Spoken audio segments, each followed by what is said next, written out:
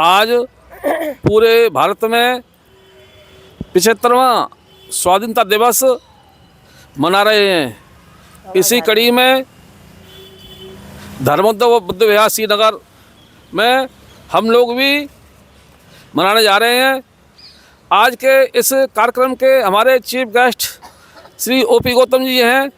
मैं उनसे निवेदन करूंगा कि वो झंडे के पास आएँ और समिति के अध्यक्ष श्री बीपी सिंह जी कृपया मंच के पास आएँ और आप झंडा फहराने में ओपी गौतम जी का साथ दें। तो समय पूरा हो चुका है। श्री बीपी सिंह जी।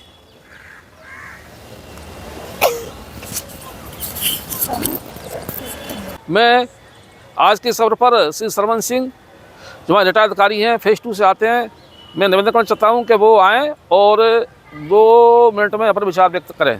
श्री सरवन सिंह जी।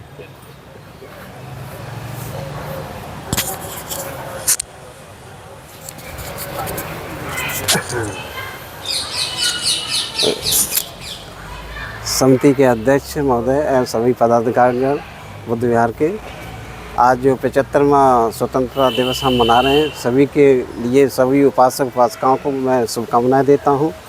और हम लोग जो है स्वतंत्रता दिवस के साथ साथ ये हर्ष का विषय यह है कि हम लोग जो है ये सरकार आ रही है, अपोजिट एक्शन ले रही है, इससे घबराएं नहीं, हौसला बना के रखें, अपना ज़्यादा से ज़्यादा अपना व्यवसाय उद्योग वगैरह लगाएं, जिससे कि हम लोग आर्थिक, हमें स्थिति पहले सबसे मजबूत करनी है। आर्थिक स्थिति हमारी मजबूत रहेगी तो हम आगे बढ़ सकेंगे। तो इसलिए मेरा तो सुझाव यही है, आर्थिक स्थिति के लिए उद्योग इंडस्ट्री के ऊपर ज़्यादा ध्यान दें, नेटवर्किंग मार्केटिंग में करें, जुड़ें। जो लोग करना चाहते हैं, मैं नेटवर्क मार्केटिंग से जुड़ा हुआ, मेरे पास 1000 आदमी काम कर रहे हैं, तो इसलिए आप लोग जुड़ें और काम करें और आर्थिक स्थिति को मजबूत करें। धन्यवाद। जय भीम। धन्यवाद बड़े भाई श्री सरवन सिंह जी। सन 56 में बाबा साहब ने कहा था कि ये आरक्षण आपके लिए हमेशा नहीं रहेगा, ये नौकरी भी आपके लिए हमेशा नहीं रहेंगी। तो आपको इस विषय में सोचना पड़ेगा। और ये स्थिति आ गई है कि हमें रोजगार में, व्यापार में भी ध्यान लगाना पड़ेगा। इसी कड़ी में अपने बड़े भाई श्री भीकम चंद्र जी, रिटायर्ड CTI, बोले जो बोलना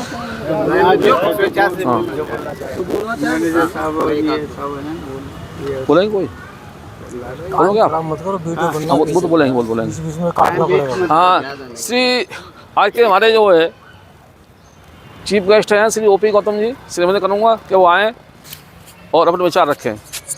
श्री ओपी गौतम साहब।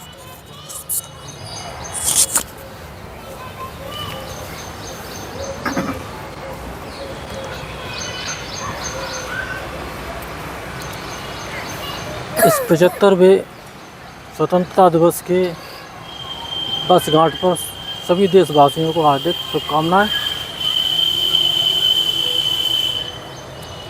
साथियों, 75 सालों में हम विश्व में सबसे आगे हो गए हैं। सारा संसार भारत से बहुत पीछे रह गया है। वो कौन सी बातें हैं जिसमें हम सबसे आगे हैं? भुखमरी में हम सबसे आगे हैं, अशिक्षा में हम सबसे आगे हैं, सरकारी संस्थाओं को बेचने में हम सबसे आगे हैं, और बेरोजगारी में हम सबसे आगे हैं। शर्म आती है स्वतंत्रता दिवस मनाते हुए। कौन आज़ाद हुआ? 15 अगस्त 1947 को कौन आज़ाद हुआ? ब्राह्मण आज़ाद हुआ। हम वहीं के वहीं थे। हम तीसरी परत के गुलाम हैं। पुराने भारत से लेकर के और हर घर में झंडा, बीजेपी वाले हमेशा उल्टा बोलते हैं। झंडा आज़ादी का प्रतीक है, तिरंगा आज़ादी का प्रतीक है। हर घर में आज़ादी कौन चाहता है? बीजेपी वाला कोई चाहता है? इसका अर्थ हुआ कि हर घर को गुलाम बनाना है। और ये बात कुछ दिनों में आपको समझ में आ जाएगी। पुराने भारत से लेकर के और आज तक हम अगर थोड़ी दृष्टि डालें तो मूल निवासियों को किसने गुलाम बनाया? ब्राह्मणों ने। और जब शुंग काल आया तब अत्याचार की हद हो गई। शुंग काल से लेकर के 5 शुंग राजा हुए, ब्राह्मणों का शासन था। तो 5 शुंग राजाओं में पुष्यमित्र शुंग सबका परदादा था। उसने बृहद्रथ की हत्या की और ब्राह्मण राज स्थापित किया। उस ज़माने में SC ST OBC जिसको आज कहते हैं, उस पर बहुत अत्याचार हुए। और फिर समय बदलता चला गया, धीरे धीरे मुग़लों का आगमन शुरू हो गया और मुग़ल साम्राज्य स्थापित हो गया। तब ब्राह्मणों ने ये नहीं कहा कि मुग़लों भारत छोड़ो।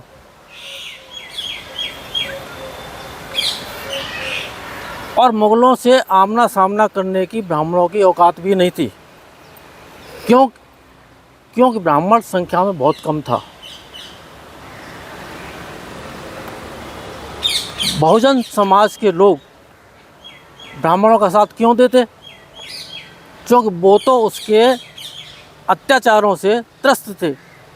इसलिए ब्राह्मण ने सोचा कि मुग़लों से टक्कर लेना आसान नहीं है। मुग़लों ने ब्राह्मण और क्षत्रिय राजाओं को गुलाम बनाया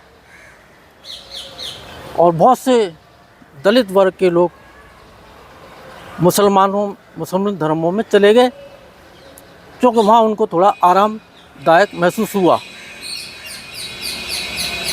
उसके बाद धीरे धीरे करके अंग्रेज़ यहाँ पर आया। अंग्रेज़ों ने मुग़लों को भी गुलाम बनाया और हम तीसरी परत के गुलाम हो गए। जब अंग्रेज़ों ने मुग़लों को गुलाम बनाया तब ब्राह्मण अपना दिमाग लगाने लगा और मुग़ल अपना दिमाग लगाने लगे। जब अंग्रेज़ों ने हिंदुओं के ख़िलाफ़, हिंदुओं के कारनामों के ख़िलाफ़ जब कानून बनाए तब ब्राह्मणों को अच्छा नहीं लगा। तब उन्होंने मुहिम चलाई कि अंग्रेज़ों भारत छोड़ो। मुग़लों से नहीं कहा कि भारत छोड़ो, क्योंकि मुग़लों से तालमेल हो गया कि तुम भी राज करो और हम भी राज करें। बच्चा है अंदर जो है, हम तो यहाँ बुद्ध विहार में। लेकिन अंग्रेज़ ने किसी के साथ तालमेल नहीं किया। ठीक, फोन कर रहा हूँ। और तमाम हिंदुओं की कुरीतियों के खिलाफ कड़े कानून बनाए। तब ब्राह्मण को लगा कि ब्राह्मण खतरे में है। तब उन्होंने आंदोलन चलाया कि अंग्रेज़ों भारत छोड़ो। मुसलमानों ने ब्राह्मणों का साथ दिया उस लड़ाई में और हमारे बहुत से लोग शहीद हुए। जलियांवाला कांड में सबसे ज़्यादा हमारे लोग शहीद हुए और बीच बीच में बहुत सारे लोग जिसका आप यहाँ चर्चा करना अभी असंभव है, क्योंकि समय बहुत कम है। मैं एक थोड़ा सा ये ऐतिहासिक तथ्य आपके सामने रख रहा हूँ। तो मुग़ल तो इस मामले में थे कि हमारा तो शासन था ही, अंग्रेज़ भाग जाएगा तो हम लोग भी तो ही बहाल हो जाएंगे। ब्राह्मण सोच रहा कि अंग्रेज़ भाग जाए तो अब मुग़लों को हम कब्जे में कर लेंगे। और अंग्रेज़ जब गया तब भारत में संविधान बन चुका था। को कॉल किया है इसी बेस पे वो गया। हाँ, कह दो अंदर रख दे। संविधान बना जो है तो बहुत सारे राजे रजवाड़े संविधान के खिलाफ हो गए, बाबा साहब के खिलाफ हो गए, क्योंकि उनकी शासन सत्ता जैसे थी वैसे वापस नहीं हुई। अंग्रेज चले गए और ब्राह्मण जो अपना दिमाग लगाए हुए था और ब्राह्मण गणतंत्र दिवस के दिन ही यानी इस डेमोक्रेसी पर हावी हो गया। सबसे पहला प्रधानमंत्री पंडित जवाहरलाल नेहरू बना, तब से लेकर अब तक ब्राह्मण ही सबसे ज़्यादा प्रधानमंत्री बनते गए, और दूसरे भी बने तो उनकी खोपड़ी पे ब्राह्मण ही बैठ करके राज करवाया। तो ब्राह्मण के गुलाम से लेकर के आज फिर हम ब्राह्मणों के गुलाम हैं। ब्राह्मणवाद को ख़त्म करने के लिए ये बहुत आवश्यक है, आप सब लोगों को बौद्ध होना पड़ेगा। अभी इस देश के अंदर 0.6% बौद्ध हैं, 1% भी नहीं है, और 4% ब्राह्मण हैं। जिस दिन 4% बौद्ध हो जाएंगे उस दिन ब्राह्मणवाद खत्म हो जाएगा, उस दिन हम सच्ची आज़ादी मनाएंगे। बस इन्हीं शब्दों के साथ, इन ऐतिहासिक तथ्यों के शब्दों के साथ मैं पुनः आपसे ये निवेदन करता हूँ कि घर घर जा कर के बौद्ध धर्म की शिक्षा और दीक्षा दें। ब्राह्मणवाद को कमर तोड़ने के लिए इससे अच्छा बाबा साहब ने दूसरा सॉल्यूशन हमें नहीं दिया है। जय भीम, जय भारत, नमो बुद्धाय। बहुत बहुत साधुवाद गौतम साहब, आपने कम शब्दों में पूरे भारत की हिस्ट्री बता दी। साथियों, बाबा साहब मात्र 1914 वर्ष के थे। 1905 की घटना है, 5वीं में पढ़ते थे। 5वीं में पढ़ते थे, स्कूल में SDI यानी डिप्टी साहब कहते हैं। जब डिप्टी साहब स्कूल में आते हैं तो सारे बच्चे लोग मास्टर चिंतित होते हैं कि पता नहीं क्या हमारे जो है खिलाफ वो एंट्री कर जाएंगे। बच्चों सवाल पूछते हैं। तो SDI साहब स्कूल में आए 1905 में, तो कहा, बच्चे ऐसी कौन सी वस्तु है जैसे हम देख सकते हैं लेकिन छू नहीं सकते। एक बच्चे ने कहा कि साहब सूरज है, हम देख सकते हैं लेकिन छू नहीं सकते। एक ने कहा साहब चंद्रमा है, रात को निकलता है, हम देख सकते हैं, छू नहीं सकते। एक ने कहा साहब वो गगनचुंबी इमारत है, हम जाके छू नहीं सकते, देख सकते हैं। एक ने कहा ये जो पहाड़ है साहब, हम जाके ऊपर देख सकते, छू नहीं सकते। बाबा साहब ने हाथ खड़ा किया, तो छोटा सा भीम था जिसे शंखपाल के नाम से जानते थे, शंखपाल। भीम ने हाथ खड़ा किया। डिप्टी ने पूछा आप बताओगे? हाँ बताऊंगा। क्या बताओ? कैसे? मटके का घड़ा है जो है, मैं ऐसे देख सकता हूँ, पानी भरा हुआ है, मैं देख सकता हूँ लेकिन छू नहीं सकता। ये 1905 की घटना है। 170 वर्ष बाद हम 75 की आज़ादी मना रहे हैं दिवस की, लेकिन 117 साल बाद क्या हुआ? अभी 4 दिन पहले जालौर में सरस्वती विद्या मंदिर है, जालौर जिले का, उसमें 1 महीने पहले डिप्टी साहब आए, स्कूल का निरीक्षण हुआ। तो इंद्र मेघवाल था जो मात्र जो है 9 वर्ष का था और तीसरी में पढ़ता था। सब में सारे साल बताया उसने जो है, और उसको स्वागत में जो है उसने डांस किया। सारे मास्टरों ने बधाई दी और कहा SDI डिप्टी ने, गांव के प्रधान ने, सरपंच ने कि बच्चा ये एक बड़ा होनहार बनेगा, बच्चा बनेगा। उसके 10 दिन बाद ही उस बच्चे ने जो घड़ा रखा था उससे पानी पी लिया। पानी पीते ही जो छैल सिंह जो अध्यापक था, जो प्रिंसिपल था, वो सामंतवादी राजपूत ठाकुर है, उसने उसको इतना मारा कि कान की झिल्ली फूट गई, एक आंख फूट गई और उसकी आवाज़ चली गई। वो गया अपने घर पे, मुश्किल से बाप ने हालत देखी। पानी के मास्टर से तो मैं बातें भुगतूंगा, मैं हॉस्पिटल ले गया। वो जालौर गए, उदयपुर गए, कई हॉस्पिटल में गए, सबसे मना करते गए। लास्ट में अहमदाबाद गए और परसों बच्चा ख़त्म हो गया। इंद्र मेघवाल जैसे हम आज़ादी मनाना 75 वर्ष का जो है, लेकिन हमारे हालात जो कि त्यों हैं।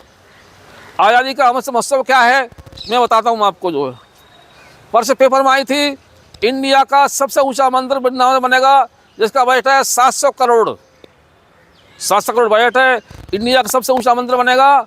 और उसके नीचे लिखा था कि यूपी में 4800 मास्टरों की पोस्ट खत्म। देखिए देश में इतनी बेरोजगारी है, संस्थान बेचे जा रहे हैं। ये आज़ादी महोत्सव है, ये मसला भाई उनका तो सही है आज़ाद, लेकिन हम कहाँ जा रहे हैं? जो हमारी स्थिति क्या है जो है, आज भी हमें आज़ाद नहीं है। जो अंग्रेज़ों गुलाम थे वो आज़ाद हो गए, और हम अपने जो हमें जो मटका छूने का, देखिए हम 75वीं वर्षगांठ मना रहे हैं, लेकिन मिट्टी का घड़ा है जो उसको भी हम छू नहीं सकते। जितेंद्र मेघवाल जो यहाँ पे जाटव कहते हैं, राजस्थान में मेघवाल कहते हैं, चमारों से मेघवाल, जितेंद्र मेघवाल हॉस्पिटल में एक स्टाफ नर्स था, सीनियर स्टाफ नर्स जो है, बड़ी मूछें थी जो है, मूछें थी। एक प्रोग्राम हुआ डांस पार्टी का, फर्स्ट आया था जो है, और मूछों की फर्स्ट नाम मिली जो राजस्थान में जो है। लेकिन 10 दिन बाद क्या हुआ कि 4 लोगों ने उससे बुलाया, बहुत बुरी तरह हर अंग को काटा जो है, मूछ रखने पर जो है। गृह मंत्री का जो है राष्ट्र संसद में जो है उसने खुद स्वीकार किया है कि 88 ऐसे मौतें हुई है राजस्थान में जैसे घोड़ों से उतार के नहीं मारा गया है जो घोड़ी पे। तो किस बात की आज़ादी महोत्सव? ये सरकार की नाकामी को छुपाने के लिए अमृत महोत्सव है, ध्यान बटाने के लिए हम लोग शरीक हो रहे हैं। क्योंकि वो चेक करता है समय पर जो है, जो ईवीएम चोर है, ईवीएम चोर चाय वाला, वो जो समय पर जो है वो हम फीड करता है कि अंधभक्तों से ताली बजवाओ, और हमारे लोग दीपक जला के घूमते हैं, वो थाली बजाते हैं। क्या दीपक बजाने थे, थाली बजाने थे, बीमारी दूर होती है। लेकिन अंधभक्तों की परीक्षा होती है, अभी अंधभक्तों की परीक्षा हो रही है। आज़ादी अमृत महोत्सव, अरे भाई तुमने सारे रोज़गार छीन लिए, सारे संस्था बेच दिए। जो अडानी है, अंबानी है, दुनिया का चौथा पैसे वाला, उसका 2.5 लाख करोड़ पैसा माफ कर दिया, 2.5 लाख और दे दिया, सारी बैंक खाली कर दी। जो सरकारी नौकरी मिलती थी, इसी हिसाब से हम प्राइवेट नौकरी मिला करेंगे जो है। प्राइवेट नौकरी में यह है कि रोस्टर कर दिया 12 घंटा काम करिए, आपसे काम लेंगे 500 रुपये का, देंगे 300 रुपये, आप काम करो या ना करो, वो भी जाति के नाम पर आपको नौकरी मिलेगी जो है। आज़ादी का अमृत महोत्सव ये है, ये उनके लिए सही है, लेकिन हमारे लिए क्या वास्तव सही मायने में आज़ादी महोत्सव है? हमको ये उनका एक फंडा है। अब देखो जीएसटी दूध पे, दही पे, चावल पे, आटे पे, सब पे जीएसटी लगा दी जो है। गरीब लोग क्या खाएंगे भाई? सब पे जीएसटी। ये क्या आज़ादी का महोत्सव हो सकता है जो है? हमारे लोग जो मारे जा रहे हैं जाति के नाम पर जो है, बस जातिवाद से मुक्ति कब मिलेगी?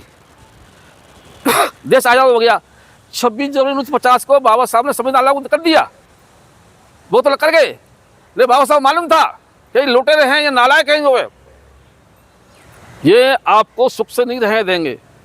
तो ओपी गौतम जी बात पे आता हूँ मैं जो है कि हमको बुद्धिस्ट होना पड़ेगा, क्योंकि मानसिक गुलाम समझते हैं हमें जो है। भाई जब भी शेड्यूल कास्ट का आदमी कोई भी बुद्ध धर्म अपनाता है, इनके पेट में दर्द क्यों होता है? दर्द इसलिए होता है कि वो समझते हैं कि 10 बुद्धिस्ट बन गए चमारे जाटो जो है, तो 10 गुलाम हमारे कम हो गए। उनके जीवन में हम मानसिक गुलाम, हम गुलाम हैं, हम गुलाम हैं। क्योंकि आज ये देखिए, बाबा साहब ने आपको मानसिक रूप से, आर्थिक रूप से, आज़ादी रूप से आज़ाद कर दिया, संविधान दे दिया।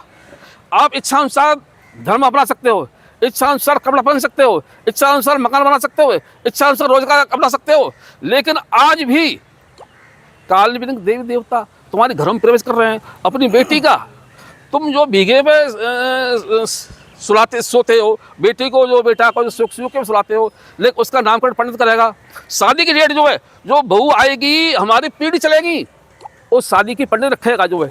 आज़ादी के 75 वर्ष बाद भी क्या हमारे समाज में ऐसे लोग नहीं पढ़े लिखे जो है? हैं भाई इच्छा अनुसार डेट रखी है जो है। हम अपने जीवन में अपने महापुरुषों को सम्मान नहीं दे सकते, किसको देंगे जो है? आज भी शादी कार्ड पर गणेश को छपाते हैं, संघर्ष। भाई हमारी हिम्मत नहीं है क्या? आज़ादी के वर्ष बाद भी, आज़ादी के 75 वर्ष बाद भी हम अपने महापुरुषों को सम्मान नहीं देंगे तो कब देंगे जो है? हैं लोग कहते हैं धीरे धीरे, जो धीरे धीरे समझ आ रही है, भाई धीरे धीरे जब हम नहीं देंगे कौन देगा उसको जो है? तो मैं इसी कड़ी में श्री ओम प्रकाश जी, ओपी सिंह जी जो हमारे एसबीआई मैनेजर हैं, वो आए और 2 मिनट में विचार रखें।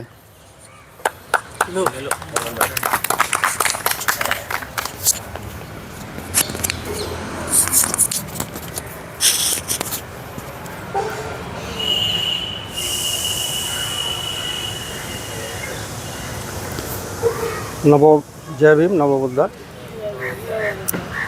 साथियों, सबसे पहले मैं आज जो अमृत महोत्सव में हमारा स्वतंत्रता दिवस मनाया जा रहा है, देखा जाए तो ये हमारा 76वां स्वतंत्रता दिवस है, ठीक है ना। तो सबसे पहले मैं आपको स्वतंत्रता दिवस की आप सभी लोगों को बधाइयाँ देता हूँ। आप लोगों को स्वतंत्रता दिवस मुबारक हो।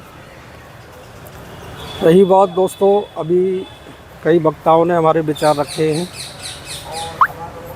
बहुत सारी बात अभी यहाँ कही गई हैं, वो मेरे हिसाब से यहाँ सार्वजनिक स्थान की नहीं है, क्योंकि योजनाएं जब भी बनाई जाती हैं वो गुप्त रूप से बनी होनी चाहिए। तो अपनी बात रखो, वो छोड़ो, और वही बाबा जितने बार बोलो ये बात रखो, जो बोल गए। भाई स्वतंत्रता में जहाँ तक हमारी बात है, हम लोगों को किसी भी रूप से हतोत्साहित नहीं होना चाहिए, क्योंकि इसमें भी ऐसा नहीं है कि किसी ने हमें दिया गया हो इसको। इसमें हमारे बुजुर्गों का, हमारे अपने भाइयों का भी उतना ही योगदान है जितना कि किसी और का रहा होगा।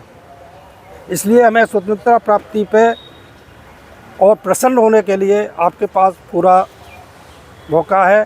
किसी ने हमें ये उधार नहीं दिया है, हमारे ही योद्धाओं ने, हमारे वीरों ने, हमारे पुरखों ने इसमें जो अपनी आहुतियाँ दी हैं, बलिदान दिए हैं। इसलिए किसी भी रूप में ये जो स्वतंत्रता हमें मिली है, जिसमें बाकी तो आप सबको जानते ही हो, भाई जलियांवाला कांड 1999 लोग उसमें केवल SC के ही लोग थे। ठीक अदर्स लोग जो भील प्रजाति से भी हमारे रहे हैं। इस तरह से हमें जो मिला है, और मेन रहा है इसमें बाबा साहब, जिनके बिना प्रयास के यहाँ पे स्वतंत्रता मिलने का कोई मतलब ही नहीं होता था। जो स्वतंत्रता मिलने के लिए एक अंग्रेज़ों ने शर्त रखी थी कि पहले आप संविधान बना के दो, और संविधान बनाने वाला इंडिया में कोई था ही नहीं। और इसीलिए दूसरा, यहाँ पे जो हमारा दो देश थे, पाकिस्तान और भारत, एक को 14 को स्वतंत्रता दिवस हो गया, एक को 15 को मिला। तो यहाँ पे हमारी क्या है कि गूढ़ जो अंधविश्वास वगैरह था, इन चक्कर में, और हमें ये 15 को मिला, क्योंकि यहाँ ज्योतिषी को बुलाया गया, उनसे शुद्ध मुहूर्त निकाले गए, और स्वतंत्रता के लिए तब जो है हमें 15 तारीख का दिन घोषित किया गया, जबकि पाकिस्तान से हमसे पहले एक दिन पहले ही स्वतंत्रता दिवस घोषित कर दिया। रही बात भाई दोनों स्वतंत्रता 3 प्रकार की होती हैं, एक आर्थिक स्वतंत्रता, एक राजनीतिक, एक सामाजिक। मैं तो यही मानता हूं कि अभी ना हमें प्रॉपर वे में राजनीतिक स्वतंत्रता मिली है, क्योंकि राजनीतिक स्वतंत्रता में जो 133 सांसद, विधायक और जो भी बैठते हैं, वो हमारे पिट्ठू और गुलामों को हमने भूमिका दे रखी है। उस वजह से हम जो उस पोजीशन में नहीं आ पा रहे हैं जो हमें राजनीतिक स्वतंत्रता मिलती। 133 का मतलब होता है 1/3 के लगभग ही हो जाते हैं काफ़ी हद तक, जो एक पावर होती है। इसके अलावा आर्थिक स्वतंत्रता हमें, आप देख रहे हो, केवल आपको एक आरक्षण की वजह से ये दिखाई दे रही है, और आर्थिक शायद समृद्धि हमारे पास नहीं है, ठीक है ना। सामाजिक स्वतंत्रता में कोई दो राय नहीं, हम आप मन भर के हवा सांस ले सकते हैं, तो ठीक है, जबकि गुलामी में ये सब संभव नहीं था। इन्हीं सब लोगों को साथ, तो हमें जो है अपने तीनों स्वतंत्रता के लिए आपको अभी धैर्य रखना है, अपनी कार्य योजनाओं पर अमल करना है, साथ में गुप्त रूप से इनकी योजनाएं बनानी है, उनका अनुसरण करना है, और आगे बढ़ते रहना है। मैं फिर से एक बार सभी लोगों को इस पावन पर्व पर आप लोगों को बधाइयाँ देता हूँ, शुभकामनाएं देता हूँ। धन्यवाद। बहुत बहुत साधुवाद ओपी गौतम जी, ओपी सिंह जी। बाबा साहब ने कहा था, हिंदू धर्म में आपको कोई स्थान नहीं है, चौथा स्थान है गुलामों का स्थान है। ये आपको आज़ादी के 75 वर्ष बना रहे हैं, ये सोचना पड़ेगा कि जब तक हम युद्ध नहीं बनेंगे, हम मानसिक गुलाम रहेंगे, आपकी कोई पहचान नहीं होगी।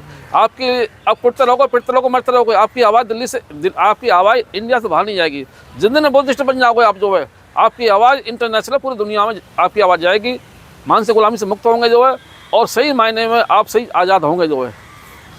अब मैं इस समिति के अध्यक्ष श्री BP सिंह से निवेदन करता हूँ कि वो आएँ और इस अवसर पर विचार रखें। श्री बीपी सिंह जी। अरे हैं? एक आध बोलो।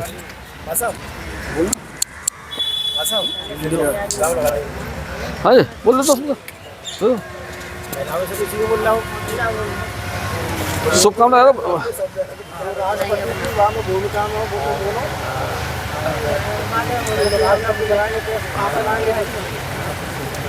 जय भीम, नमो बुद्धाय। मैं सर्वप्रथम यहाँ उपस्थित, इसके अलावा हमारा श्रीनगर कॉलोनी, श्याम विहार, नारायज और जो भी छोटे मोहल्ले हैं, और हमारे फेज 2 जिसे विशाल अम्बेडकर नगर ही कहना ज़्यादा उचित है, सबका बहुत बहुत आभार व्यक्त करता हूँ कि मैं उन सबके सहयोग से आज इस समिति का अध्यक्ष हूँ, और उनके सहयोग से जो भी हो सक रहा है वह हम कार्य इस बौद्ध विहार के लिए और इस पार्क के लिए कर रहे हैं। हमारा जो शिक्षा का स्तर है, जिससे हमारा देश कभी सोने की चिड़िया कहा जाता था, वह हमने 10वीं, 11वीं और 12वीं लगभग तीनों क्लासों में पढ़ा है। और वह युग था गुप्त युग। गुप्त युग में सबसे पहले जो शासक थे वो थे चंद्रगुप्त मौर्य। मौर्य उनके साथ बाद में लगा, पहले चंद्रगुप्त ही उनका नाम था, क्योंकि जब उन्होंने बौद्ध धर्म को अपनाया और बौद्ध धर्म के आचार विचार, नम्रता, भ्रातृत्व भाव और अहिंसा के मार्ग पर उन्होंने अपना शासन चलाया, तो वहाँ बताते हैं कि उनके राज्य में मोर बहुत थे और सुबह शाम मोरों की कूक बहुत होती थी। उन मोरों की कूक को ध्यान में रखते हुए बाद में उनके आगे मौर्य लगा दिया। यह शासन हमारा 306 ईसा पूर्व से लेकर के 232 ईसा पूर्व तक रहा, जो पूरा, चाहे उसको गुप्त साम्राज्य कहें या उसको मौर्य साम्राज्य कहें। और उसी मौर्य साम्राज्य में, उसी के शासन काल में हमारे देश में 3 बहुत बड़े बड़े विश्वविद्यालय बने, जिसमें सबसे पहला था तक्षशिला, दूसरा था नालंदा और तीसरा था विक्रमशिला महाविद्यालय। उन तीनों महाविद्यालयों को इन्हीं शासन काल में चलाया गया। उनकी बहुत बड़ी बड़ी लाइब्रेरियां बनवाईं। तक्षशिला जो सबसे पहला विश्वविद्यालय था, उसकी 9 मंजिला लाइब्रेरी थी। उसमें 3000 छात्र पढ़ते थे और करीब 150 से करीब तो जो राजा रजवाड़े थे उनके ही बच्चे थे। उस समय ये समानता थी कि उसी तक्षशिला यूनिवर्सिटी में जहाँ छोटा बच्चा, छोटी कोई भी कास्ट हो, लेकिन वो बुद्ध थे, इसीलिए वो उन बच्चों के साथ भी पढ़ते थे जो राजाओं के बच्चे थे। तो छोटी छोटी बहुत सारी राजधानियाँ, रजवाड़े थे, उन सब के लगभग 150 बच्चे वहाँ पढ़ते थे। उनके साथ दूसरे बच्चे भी पढ़ते थे, यानी 10,000 बच्चे उनमें पढ़ते थे। इसके बाद 200 ईसा पूर्व से जब अहिंसा पर पूरा शासन चल रहा था, और उससे पहले जिसको हम सबसे महान आज कहते हैं और हमारे बहुत से लोग आज भी नहीं छोड़ना चाहते हैं, ब्राह्मण, वो गाय की बलि देता था। यह गाय की बलि मौर्य साम्राज्य में पूरी तरह से निषेध की गई। केवल बुद्ध की शिक्षाओं पर, बुद्ध की समानता पर आधारित होकर शासन चलने लगा और गौ हत्या निषेध की गई। इस गौ हत्या से निषेध होने के बाद ब्राह्मणों ने अपने आप को बौद्ध धर्म से अलग किया, और उनको ये बहुत बड़ा झटका लगा कि इन्होंने हमारी जो यज्ञ थी उसमें गौ की जो बलि दी जाती थी वो बंद करवा दी। इसलिए धीरे धीरे उन्होंने अपना शासन बनाया, और उनका एक शासक हुआ जिसने ये निश्चय कर लिया कि जितने भी बौद्ध विहार हैं उन सब को धीरे धीरे तोड़ा जाए जो हमारे बौद्ध भिक्षु थे उन सब की हत्या की गई। तो सही माने में राक्षस वो था। बाकी जो अब तक्षशिला का जो शिलान्यास है वो तक्षक ने किया, लेकिन उसको भी राक्षस कर दिया। हाँ, जिसने तक्षशिला का शिलान्यास किया, इतनी बड़ी यूनिवर्सिटी बनवाई जिसमें केवल देश के ही नहीं विदेशों के छात्र आते थे, और इसीलिए विश्व गुरु था, क्योंकि विश्व का हर देश भारत में शिक्षा लेने आता था, और वो शिक्षा केवल बौद्ध धर्म की थी, सच्चाई की थी, क्योंकि उन्होंने सच्चाई को पहचाना था। उन्होंने कहा था कि ईश्वर कुछ नहीं है, जो कुछ भी होता है वह प्रकृति के द्वारा घटित होता है, प्रकृति जो करती है वही घटता है। और इसीलिए उन्होंने ईश्वर को नकारा और अपने समानता, भ्रातृत्व और अहिंसा पर आधारित शासन को चलाया। अब अहिंसा में सबसे बड़ा जो नुकसान हुआ वो यही हुआ कि हमारे जो शासक थे, हमारे जो बौद्ध शासक थे, वो सब अहिंसावादी थे, इसलिए वो हत्या करने में विश्वास नहीं रखते थे। इसका फ़ायदा ब्राह्मण शासकों ने उठाया और उन्होंने हमारे जो बौद्ध भिक्षु थे उन सब को धीरे धीरे करके सबको मार दिया, पूरे बौद्ध धर्म का हिरास कर दिया। और उन्होंने ये सोच लिया कि अब बौद्ध धर्म कहीं है ही नहीं। जब थोड़े बहुत रह गए बौद्ध भिक्षु, वो विदेशों में भाग गए अपनी जान बचा करके, और कुछ को मार दिया, कुछ ने अपना धर्म भी परिवर्तन कर लिया। इस तरह से हमारा देश उनके हाथ में चला गया। आज वो फिर से कहते हैं कि इसे विश्व गुरु बनाना है, सोने की चिड़िया बनाना है। सोने की चिड़िया या विश्व गुरु बनाने से पहले हमको बौद्ध बनना होगा। जब तक हम बौद्ध नहीं बनेंगे ये संभव नहीं है जो वो सोच रहे हैं। इन्हीं के साथ मैं अपने शब्दों को विराम देता हूँ, और एक बार फिर से सब लोगों का बहुत बहुत साधुवाद, बहुत बहुत धन्यवाद। साथियों, आज हमें बहुत ही खुशी है कि हमारे बीच में श्री ओपी गौतम जी बैठे हुए हैं। एक दिन बुद्ध विहार आए थे, बुद्ध विहार का उन्होंने अवलोकन किया कि क्या निर्माण काम चल रहा है। मैंने कहा साहब, जो हमारे पास जो बजट था वो एक पूरा हो चुका है, अब समापन की ओर है। तो गौतम साहब ने बिना मांगे कहा कि मैं 25,000 को हेल्प सहायता कर दूँगा आपकी जो है। तो गौतम साहब ने जो है 10,000 दिए अपने नाम से, 10,000 अपनी बेटी से दिलवाए हैं, 20,000, 10,000 रुपया इनके साथ में जो है विनीता नाम की एक अधिकारी है जनरल कास्ट की, उससे दिलवाए हैं, और 5,000 टूल नाम है इनके साथ में उन्होंने दिलवाए हैं। इस तरह हमारे बुद्ध विहार की समिति की गौतम जी ने 35,000 रुपये की सहायता की है। उनके सम्मान में कृपया ताली बजाएं। साथियों, हमारे साथ में श्री ओपी सिंह बैठे हुए हैं, SBI मैनेजर हैं। मैंने इन्होंने समस्या बताया कि हमारे पास भेजे खत्म है, दरवाजे नहीं छाड़ा पाएंगे जो है। तो बिना मांगे ही ओपी सिंह ने 5,000 रुपये कहा कि 5,000 मैं देता हूँ। 5,000 रुपये की आपने हेल्प करी।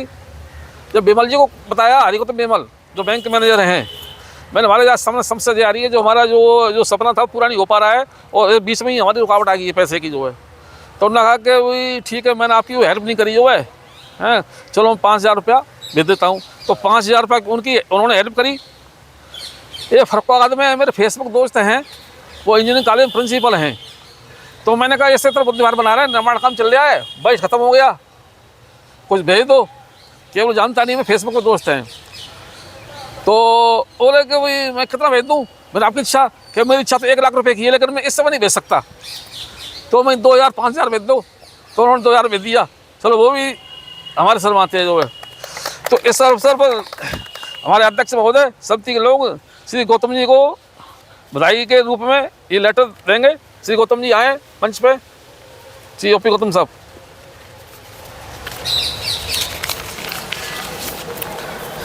दोनों दे दो,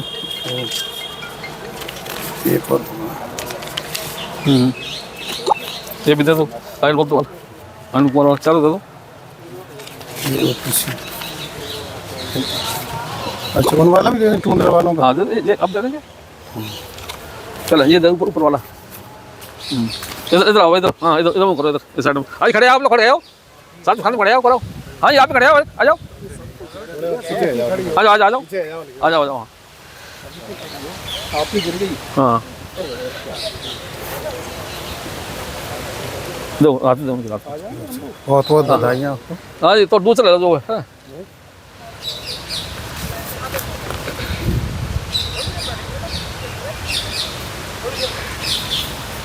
आप सबका बहुत बहुत साधुवाद और आशा करता हूँ आप सभी लोग सहयोग करेंगे और ये हमारा काम चलता रहेगा।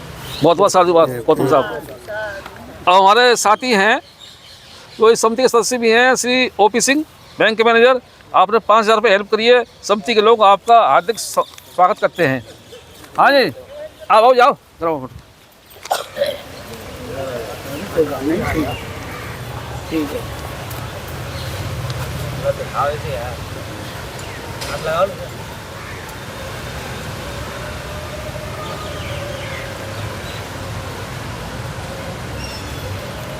हाँ वो तो आए नहीं, उनको ऐसे घर पहुँचा या उनको नरपा जी को दे दो, दे दें। आपके पास में नपर सिंह का दूर है आप चल फिर वहाँ पहुँचा देंगे घर। हाँ अच्छा हाँ, इनको मनोनीत सदस्य तो बना देता। वही सर। हाँ जी ऐसा है, मेरे पास जो ये रिक्वेस्ट आ रही है कि हमारे फौजी साथी हैं, फौजी सुबेदार साहब कि सब इनका योगदान है, उसके हम कारवा को आगे ले जा रहे हैं। वो आए और बेंच पे खड़े हो जाए, दो शब्द बोल दे तो वो खड़े हो जाओ, खड़े हो जाओ, खड़े जाओ।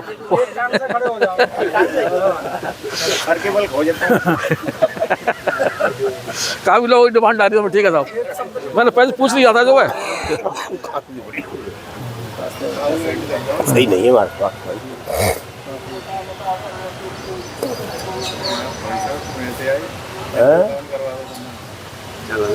क्या करवाएंगे?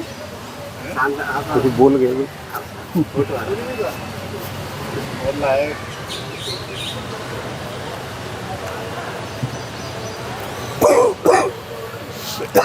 अब हमारी महिलाएं आए यहाँ पे खड़ी हो जाए, आपका फोटोग्राफ होगा जो महिलाएं सब। आप डेली जो बुद्ध के बाबा साहब गाने गाती हैं, आप बुद्ध विहार को आगे बढ़ा रही हैं। सब आप आ जाओ, सब लोग आ जाओ, खड़ी जाओ, सब लोग आ जाओ।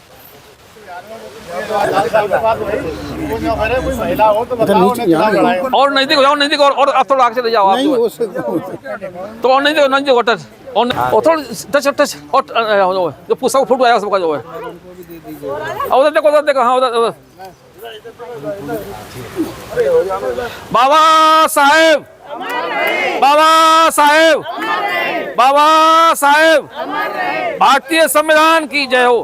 भारतीय संविधान की, भारतीय संविधान की, भारतीय संविधान की। इधर इस साइड देखो, इस साइड जहाँ वीडियो बन रहा है, जहाँ वीडियो बन रहा है उधर देखो।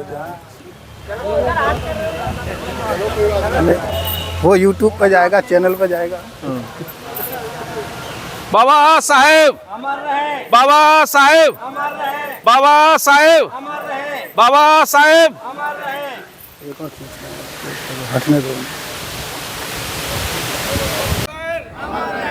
बाबा साहेब जब तक सूरज चांद रहेगा, बाबा तेरा नाम रहेगा। जब तक सूरज चांद रहेगा, बाबा तेरा नाम रहेगा। जब तक सूरज चांद रहेगा, बाबा तेरा नाम रहेगा। जब तक सूरज चांद रहेगा, बाबा तेरा नाम रहेगा।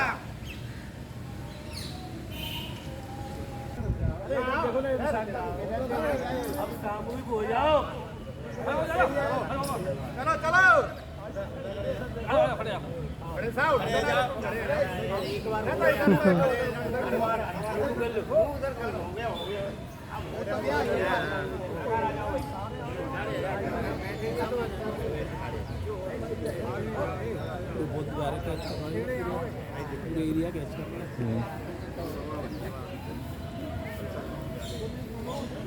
वो सेटिंग इसी तरह से करी थी ना।